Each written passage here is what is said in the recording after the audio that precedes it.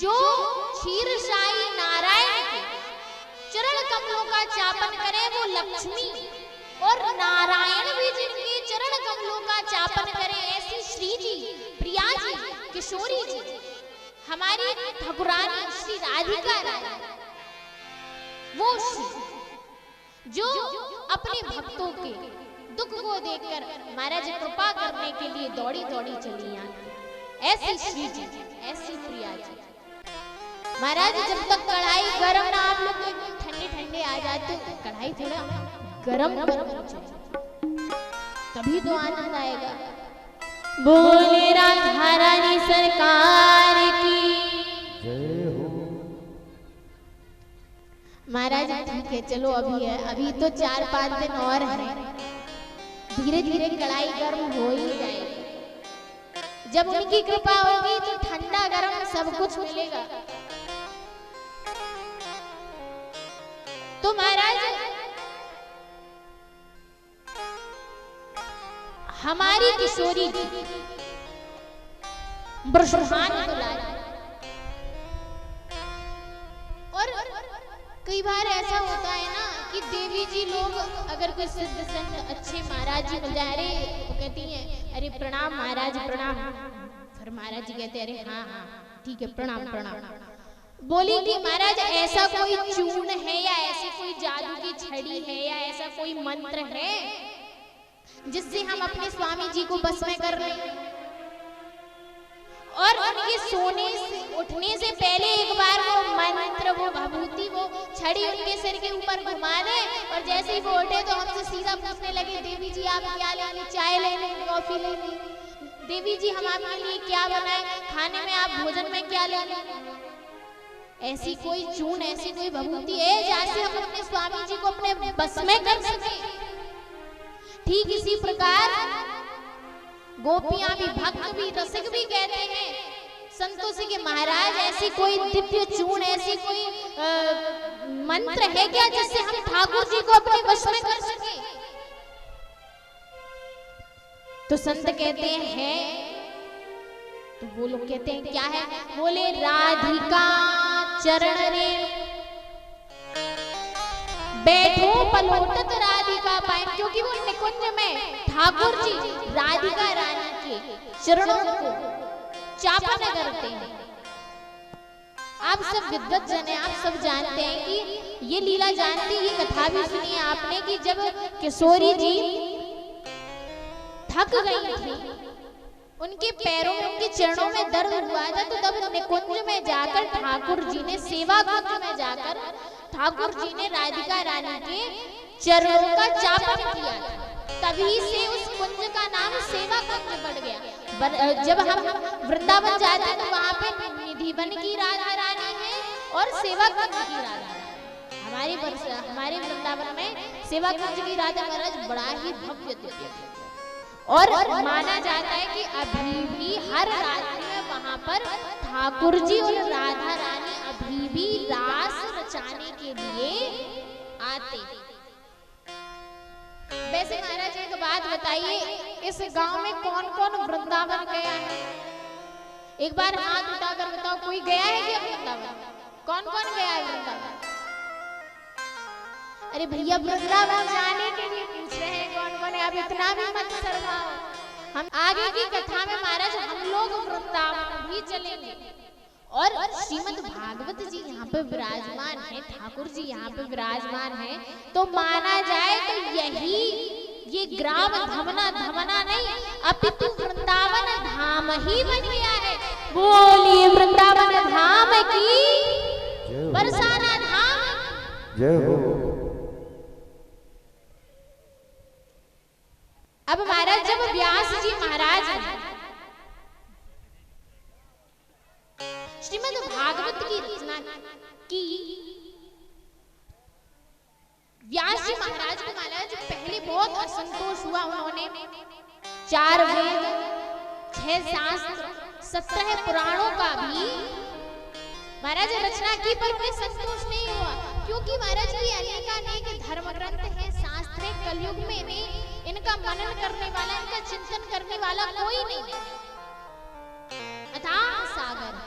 तब 18 में व्यास जी महाराज ने श्रीमद् भागवत जी की रचना की और रचना करने के बाद व्यास जी ने कहा हमने रचना तो कर दी, परंतु अब इसे जन जन तक पहुंचाएगा कौन?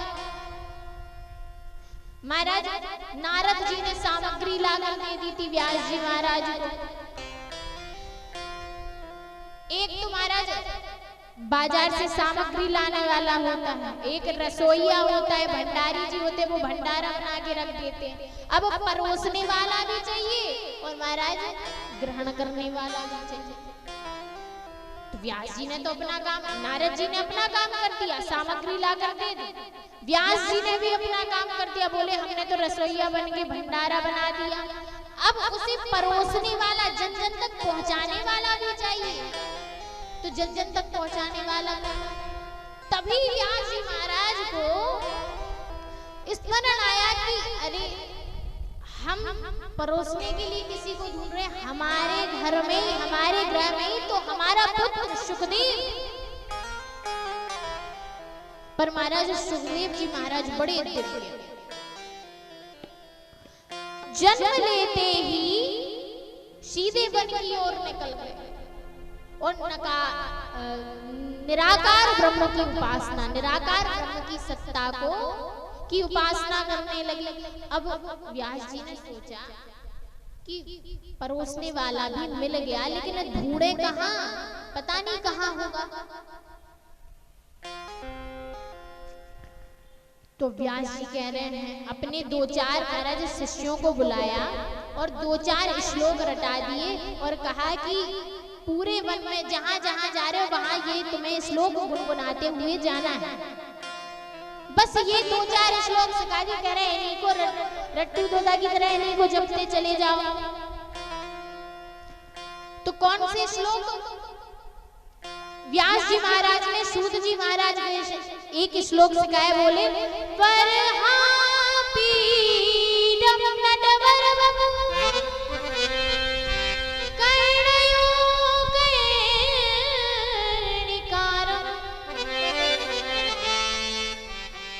विवद्रवाशा कनक कपिशं वैजयन्ती जमा।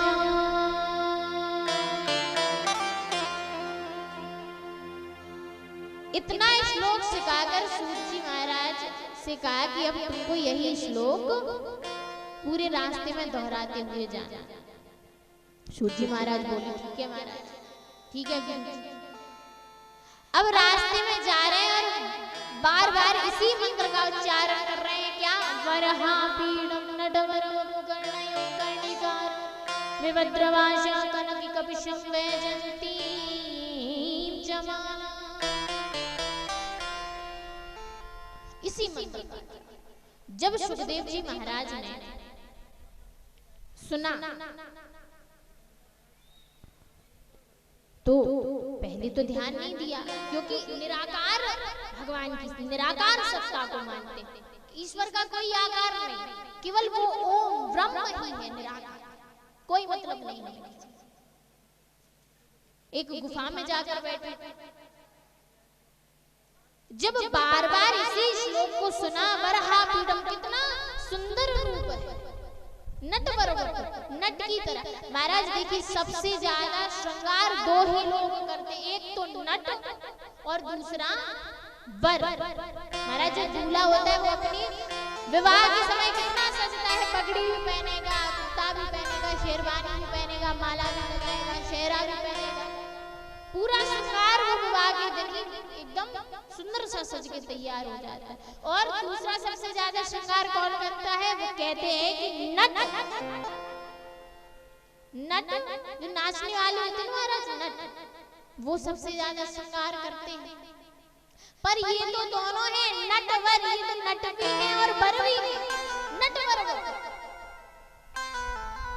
महाराज कानों में बड़े बड़े फूलों के महाराज कुंडल पहने हैं, नटवर बपू है, नटवर की तरह विग्रह है, पीली धोती पहने महाराज, श्याम सलोना सांवला विग्रह है, कानों में बड़े बड़े झुमके हैं, नासिका में महाराज बिंबा फल होता है ना, जो बिंबा फल की तरह नासिका है, लाल लाल अधर है, सिर पर मोर मुकुट धारण किए हुए हैं, इतना सुंदर। जब सुना तो थोड़ी देर के लिए सुखदेव जी चौंके, वाह कितना सुंदर विग्रह है। आंख खुली सुखदेव जी महाराज कि बताओ कितना सुंदर विग्रह है। फिर महाराज सोचा, अरे सुंदरता तो किसी के भी पास हो सकती है, कोई भी हो सकता है सुंदर, लेकिन जिसका स्वभाव भी सुंदर हो, जिसके गुण भी सुंदर हो, तब हम माने। तभी सूत जी महाराज ने दूसरा श्लोक क्या छोड़ दिया कि बताओ वो पूतना जो भगवान को मारने के लिए, विष पिलाने के लिए आई थी, उसको भी भगवान ने मां की गति प्रदान कर दी। पूतना बाल घातक, छोटे छोटे बच्चों को मारने वाली पूतना। महाराज नाम ही है पूतना, पूत का बच्चा, और ना जो पुत्रों को, बच्चों को कभी देख ही नहीं सकती, ऐसी पूतना। जब महाराज सुखदेव जी ने सुना कि वाह सांवला सलोना विग्रह इतना सुंदर, जब ठाकुर जी पीली धोती पहनते हो, पीला पीतांबर डालते हो, सांवला सलोना विग्रह है, तुम्हारा ऐसा लगता है जैसे मेघ मंडलों में बिजली चमक रही है। और ठाकुर जी 3 जगह से टेढ़े हैं महाराज, हर चीज इनकी टेढ़ी है, सिर भी टेढ़ा, कमर भी टेढ़ी, पैर भी टेढ़ा, चलते भी टेढ़ा है, बातें भी टेढ़ी, हर चीज टेढ़ी। जब मुरली को हाथ में लेते तो सिर भी इसी साइड झुक जाता है, कमर इस साइड झुक जाती है, पैर इस साइड झुक जाते हैं, और सिर को झुकाकर फिर मुरली पर जो तान छेदते तो सभी गोपियां विमुग्ध हो जाती है। इतना सुंदर बच्चा। सुखदेव जी ने सुना कि वाह महाराज जितना सुंदर रूप है उतनी ही सुंदर गुण है। बताओ कोई आपको, सभी लोग बताना यहाँ पर, कोई आपको अगर एक चांटा मारे तो आप बदले में 2 मारोगे, हमें मारा अभी हम बताएंगे, रुको। और हमारे 3-4 दोस्तों, हाँ, और जो हमारे ये छोटे छोटे जो आप लोगों की जो लल्ला होते हैं ना, छोटे छोटे, ये तो हमारे जन्म में और दोस्ती में अगर सामने वाले ने मार दिया ना तो हमने पूरी मंडली को लेके आएंगे, अब रुको तुम मिलो, बाहर मिलो, अभी यहाँ पे तो कुछ नहीं कह रहे तुमसे। महाराज विद्यालयों में भी यही होता है, किसी क्लास के बच्चे ने इस कक्षा के बच्चे ने इस कक्षा वाले को मार दिया तो कह रहे थे अभी तो स्कूल है, कुछ नहीं बोल सकते, वरना उल्टा हम ही में पड़ जाएंगे, और मैडम से तो कुछ कह नहीं सकते। अभी रुक जाओ, तुम्हें अभी बताएंगे, चलो तुम स्कूल के बाहर मिलो, हम बता रहे तुम्हें। और महाराज जहाँ स्कूल के बाहर के, यहाँ से ये बैग फेंक रहे, वहां से ये बैग फेंक रहे, यहाँ से जूते उतार के वहां फेंक रहे।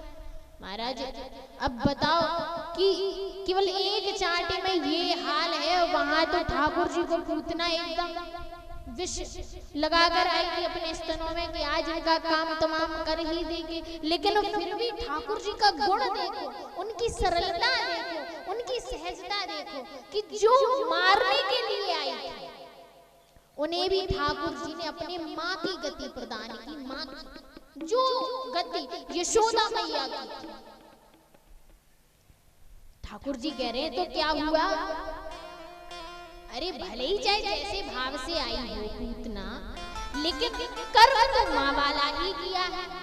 अभी माता यशोदा ने मुझे दुग्धपान नहीं कराया, लेकिन देखो मौसी जी पहले से ही आ गई। मौसी नहीं, अगर सही शब्द कहे तो मासी होता है, माँ जैसी, मासी पहले ही आ गई हमें दूध पिलाने। ठाकुर जी इस गुण पर रीझ गए। परीक्षित सुखदेव जी से कहते हैं कि महाराज बताओ ऐसी पूतना को, ऐसी पापनी पूतना। सुखदेव जी कह रहे हैं अरे परीक्षित तुम्हें कहां से पापनी नजर आती है? जिन भगवान श्री कृष्ण जी, जिन परमेश्वर ने, जो जगत के आधार है, ऐसे जगदाधार ने जिन्होंने अपनी माँ की गति प्रदान करती, वो तुम्हें कहाँ से पापनी नजर आती है? पापनी होती तो माँ की गति थोड़ी प्रदान करती। और महाराज हमारे ठाकुर जी का स्वभाव ही इतना सरल है, सहज है, इसीलिए तो कहते हैं संत न जाने